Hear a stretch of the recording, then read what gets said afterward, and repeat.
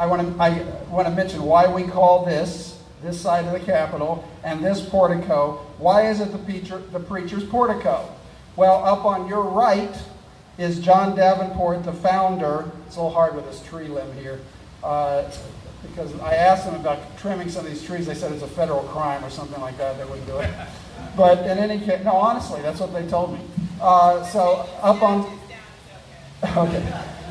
on the right is John Davenport preaching with a Bible in his hand. So I encourage all pastors to come down to the preacher's portico at the state capitol and do some preaching, right?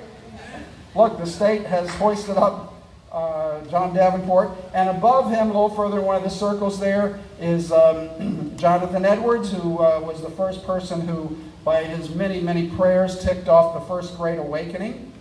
He was not a politician, nothing of civil government, right? But he is honored on this building because the people who put this building up in 1875 wanted us all these years later, 145 years later, to remember that it is, as Noah Webster said just above me in one of the other circles up there, is that it is genuine Christianity that has given rise to our civil liberties and our Constitution. That is what is memorialized on this building. And there's several others.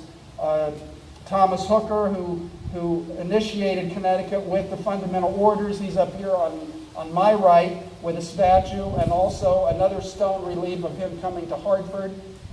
He was considered the Lutheran of New England because he was such a powerful speaker, great preacher. And he ordered these fundamental orders for what pleased God in the civil government of men.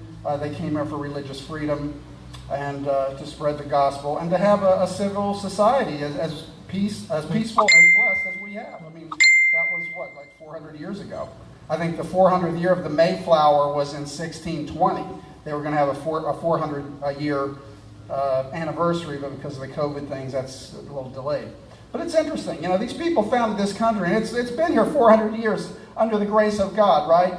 But right now, we're seeing a lot of crazy stuff going on in our lifetime where our country's turning our back on God, and we need to see that turned around through humble contrition and intercessory prayer. So that's why we're here.